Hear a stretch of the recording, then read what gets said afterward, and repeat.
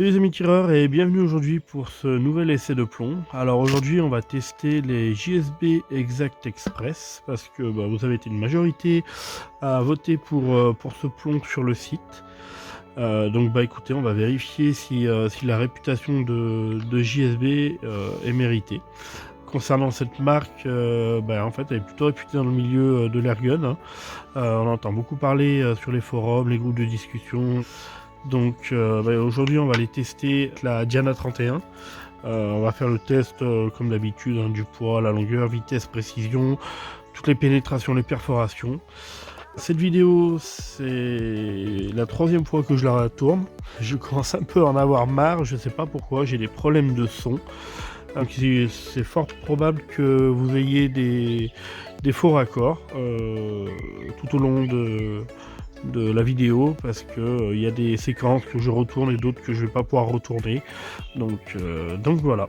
Allez, et c'est parti.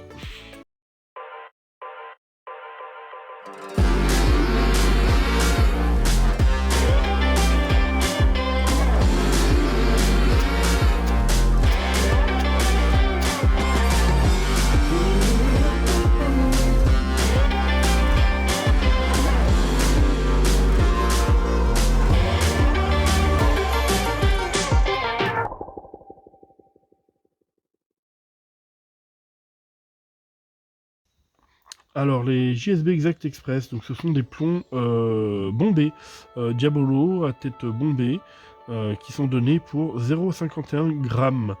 Donc ils sont plutôt bien finis, hein. J'ai pu vérifier à peu près toute la boîte, j'ai eu aucun défaut.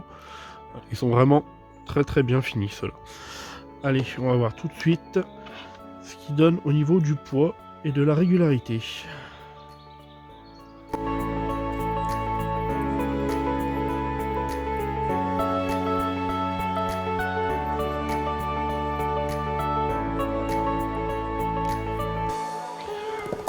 Alors voilà, pour cette première mesure, on est quasiment parfait. Le poids annoncé, c'est le poids mesuré, ce qui est vraiment pas le cas sur tous les plombs. Mais écoutez, ceux-là ont l'air d'être parfaits. Écoutez, on va faire une deuxième mesure et on va voir ce que ça donne.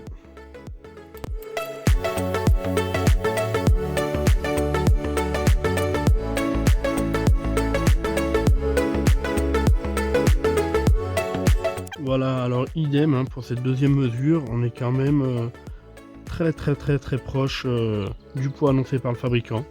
Donc une bonne finition, un poids plutôt régulier qui respecte ce qui est annoncé par le fabricant. Donc pour le moment, pas de souci, les JSB Exact Express sont très bons. Alors on va vérifier tout de suite maintenant la longueur. Alors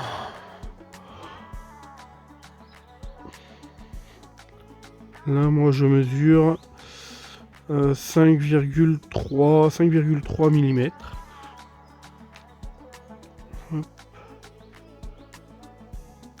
Et pour le deuxième,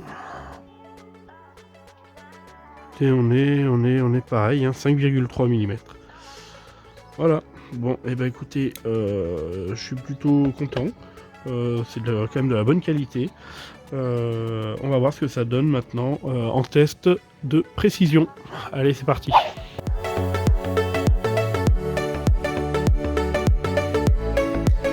Voilà, alors ça y est, on est en place maintenant pour faire ce test de précision et de vitesse en même temps. Alors pour ça, je suis à 15 mètres de la cible avec une Diana 31 qui fait 20 joules en données constructeurs.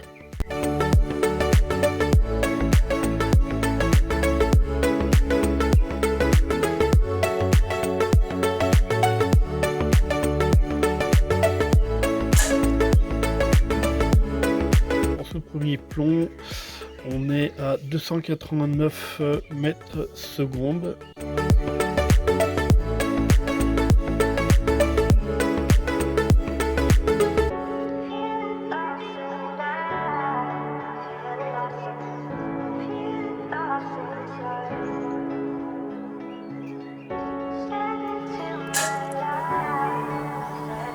Alors deuxième plomb, 287 mètres secondes.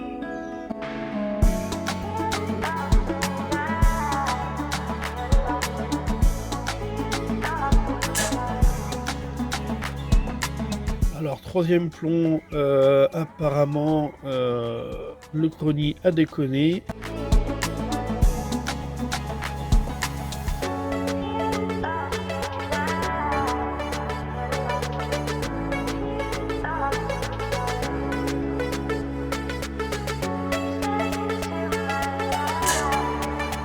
Voilà, alors quatrième plomb, ça c'est bon cette fois, on est à 289 mètres secondes.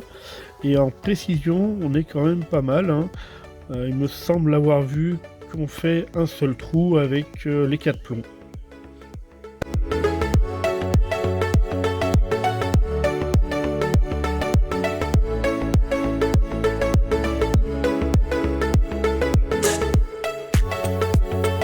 Bah écoutez, je crois que c'est parfait. Notre cinquième plomb, 286 mètres secondes, donc on est excellent au niveau de la régularité de la vitesse du plomb, du moins en sortie canon. Et il me semble bien que le groupement est aussi excellent. Donc on regardera ça d'un petit peu plus près après la vidéo. Mais un seul trou, me semble-t-il, pour ces 5 plombs, donc on est pas mal du tout.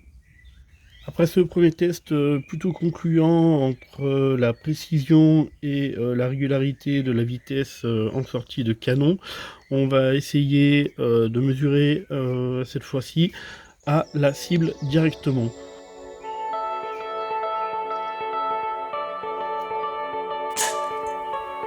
Alors pour ce premier plomb à la cible, on est à 248 mètres secondes. On tire toujours à peu près au même endroit.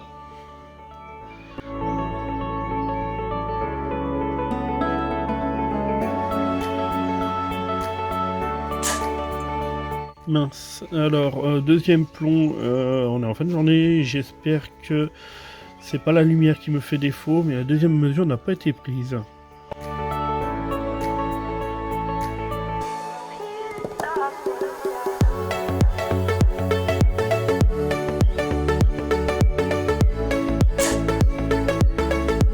Ah voilà, alors pour ce troisième plomb, on est à 247 mètres secondes. Donc on est plutôt régulier apparemment.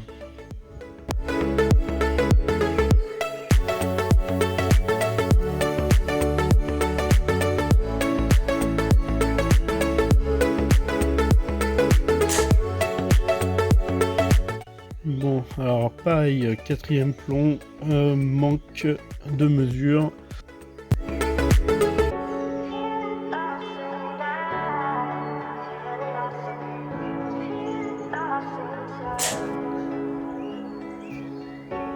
Voilà, impeccable. Alors 248 mètres secondes pour ce cinquième plomb. Le groupement est encore une fois parfait. Donc je pense que, comme je vous le disais, je vais juste retirer une cible en off pour confirmer les vitesses, mais apparemment on est bon au niveau de la régularité. Donc c'est parfait. Je vous propose maintenant de passer directement au test de pénétration dans la pâte sculptée, la plastiline. Directement. Allez, c'est parti. Alors pour ce test de pénétration dans la pâte, j'utilise de la plastiline de dureté 40 que je fais chauffer au minimum 3 heures à 24 degrés et je tire dedans donc avec la carabine de 20 joules à 20 cm entre le canon et la pâte. Allez go, c'est parti.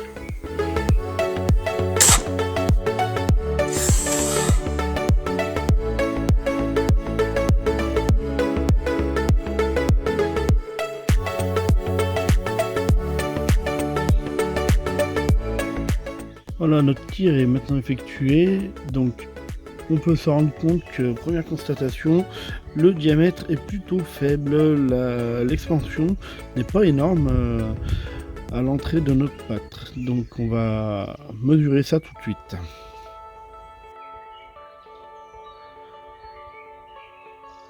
Voilà, alors moi je mesure exactement 9,5 mm, ouais c'est ça, 9,5 mm pour ce diamètre d'entrée dans la pâte. Alors on va voir tout de suite la profondeur.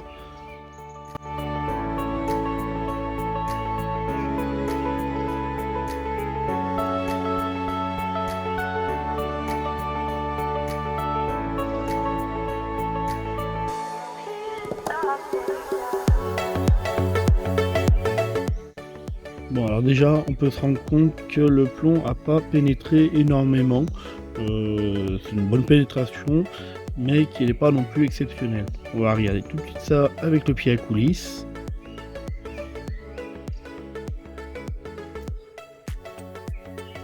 Alors moi, je mesure exactement 6,6 mm.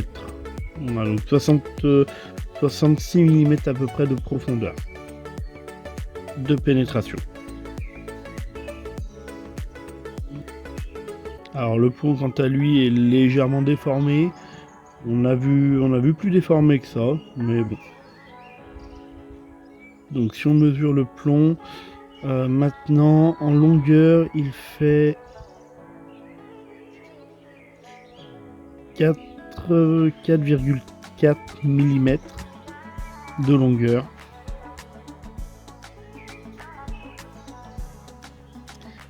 Et concernant le diamètre, est-ce qu'il a pris un peu de diamètre?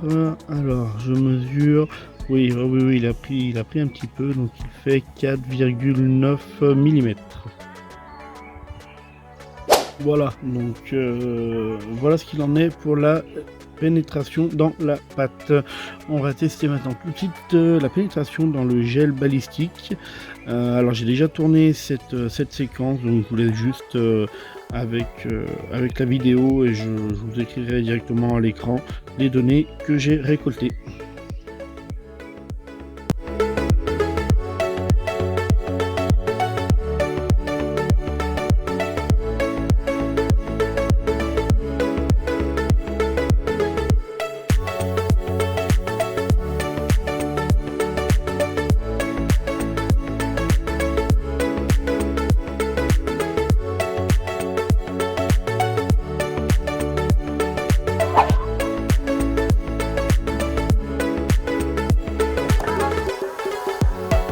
Voilà les amis, alors après notre test de pénétration, on va pouvoir passer au test de perforation du bois et du métal.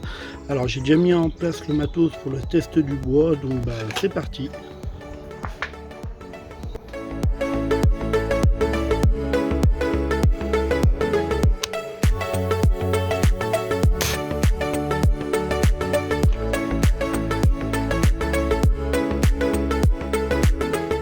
Voilà, alors le tir est fait, on va pouvoir voir maintenant combien de plaquettes de bois ont été perforées. Alors pour rappel, le tir est fait à 20 cm entre le canon et la cible, avec une carabine donnée à 20 joules constructeur, et plaquettes de bois font 5 mm, et elles sont séparées de 5 mm chacune. Bon, alors première plaquette perforée normale, une deuxième aussi, une troisième aussi, et une quatrième, mais le plomb est resté dedans. Donc non, la cinquième, il n'y a rien du tout, même pas une épaule fleur. Le plomb est bien dans la quatrième plaquette. Donc voilà, on a perforé 4 plaquettes, presque la quatrième. Hein.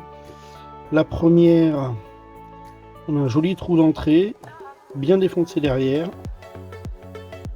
La deuxième, pareil, un peu plus sale devant et bien défoncé derrière.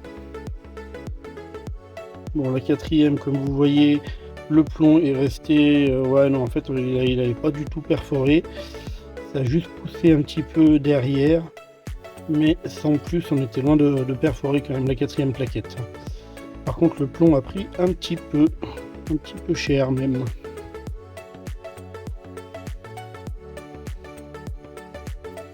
Et cette troisième plaquette, bon, parfait, bien défoncé derrière, un joli trou d'entrée devant.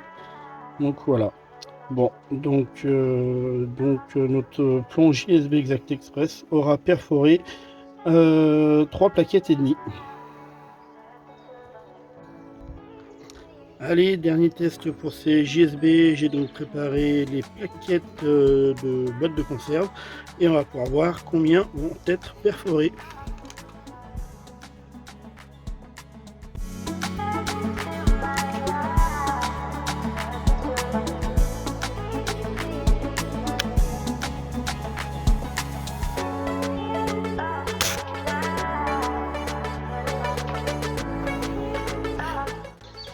Alors pour ce dernier test de perforation de plaques en métal en boîte de conserve, je rappelle que j'utilise la même méthode que pour le bois, c'est-à-dire une cible à 20 cm séparée de 5 mm entre chaque plaque de métal et la carabine qui est donnée pour 20 joules.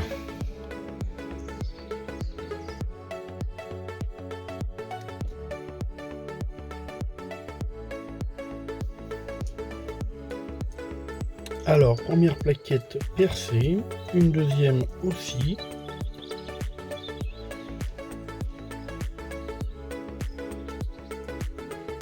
Une troisième. Une quatrième aussi. Une cinquième. Et une sixième. Et je pense qu'on n'ira pas plus loin parce que le plomb est ici. Ouais, donc en effet la septième pardon, et elle est à peine touchée.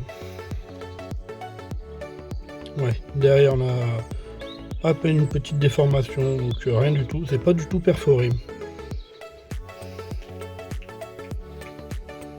La sixième par contre, le plomb est bien resté dedans, donc ça nous a fait un joli trou, donc on peut la considérer comme perforée. Et le plomb est quand même bien aplati.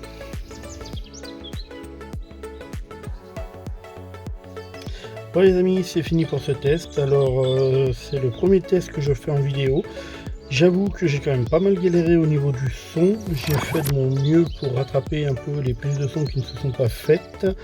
Je vous promets que sur la prochaine vidéo, le son sera meilleur.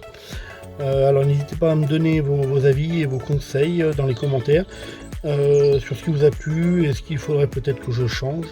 En tout cas, un immense merci à tous ceux qui ont regardé la vidéo en entière. Vous retrouverez plus de détails du test sur le site topplomb.com. Pensez à liker, si vous voulez pas manquer les autres vidéos, vous abonner en même temps. Allez, salut!